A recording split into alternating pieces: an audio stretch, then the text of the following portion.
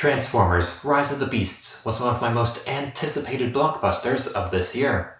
Being a sequel to 2018's Bumblebee, which confusingly tried to be both a prequel to and a reboot from the Michael Bay Transformers movies, I was interested in seeing which direction Rise of the Beasts would choose to go in. After a carjacking goes wrong, Noah Diaz finds himself embroiled in the ancient feud between Autobots and Decepticons. But when an ancient Cybertronian artifact is discovered, Scourge, leader of the merciless Terracons, enters the fray to satisfy the desires of his master, the Dark God, Unicron. From the opening scene, it is clear that this is a Transformers movie made for the fans, by people who actually care about the source material. It immediately establishes, to fans of the franchise, that this is, in fact, a reboot from the Michael Bay continuity.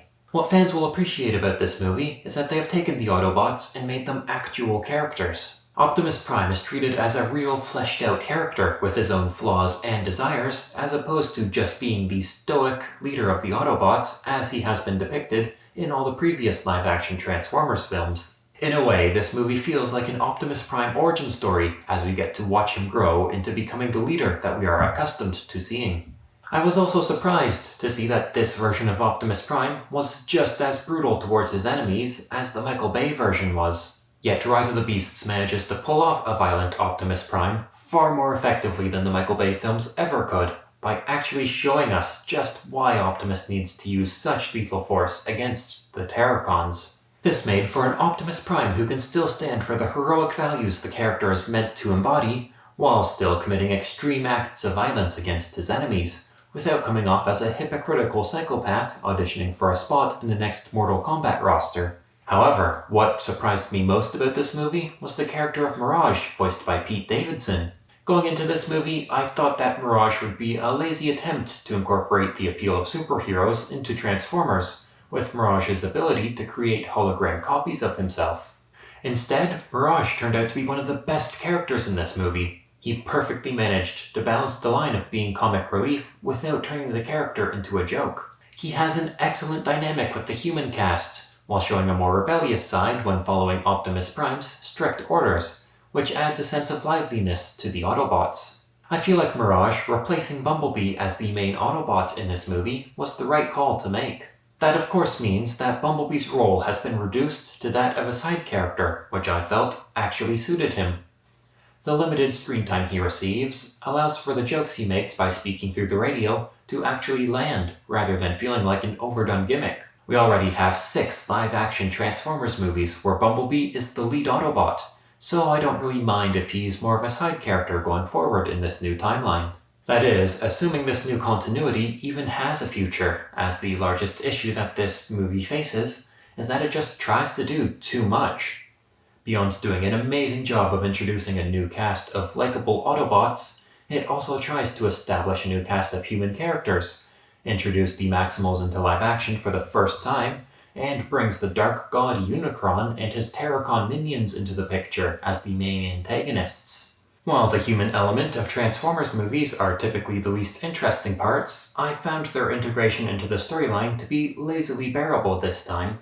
The film follows Noah Diaz, played by Anthony Ramos. While Anthony does bring a very likable performance to this character, Noah simply isn't written well enough to be an interesting lead for this movie. His entire character centers around his little brother, who is in serious need of medical attention, which Noah is unable to afford. It just felt like they wanted to put as little effort into writing Noah as possible, so they just gave him a generic sick younger sibling backstory and then relied entirely on Anthony Ramos' charisma to actually make Noah a likable character. There is an attempt to make Noah seem more interesting by having the film constantly tell the audience that Noah is ex-military. However, we never actually see him do anything to back up this claim, and so it just comes off as a lazy excuse to try and make Noah seem more interesting than he actually is.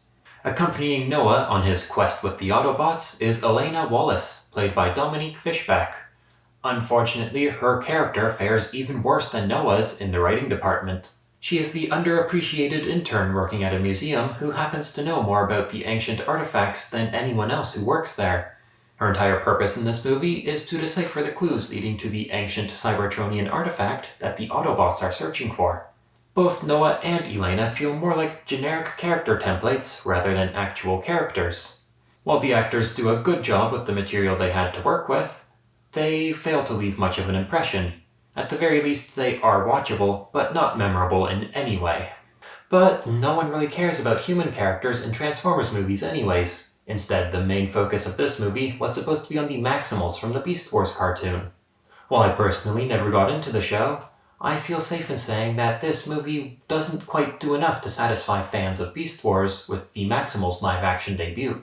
Despite the movie being called Rise of the Beasts, the Maximals only really play a part in the second half of the movie. Optimus Primal, voiced by Ron Perlman, and Airazor, voiced by Michelle Yeoh, are the only Maximals to receive any sort of screen time and development, while Cheetor only has maybe 1 or 2 lines, and Rhinox says nothing at all, and is only there to fill out the CGI fight scenes. Unfortunately, you could cut out the Maximals entirely from this movie, and with only a couple small changes to the script, it would play out exactly the same. I feel like this movie would have benefited from not including the Maximals, as it would have allowed for more time to be spent creating a solid foundation for this new continuity. Instead, the inclusion of the Maximals feels more like a half-hearted attempt to capture the interest of Beast Wars fans, while lacking the time to properly establish who the Maximals are, beyond being robots that turn into animals rather than vehicles.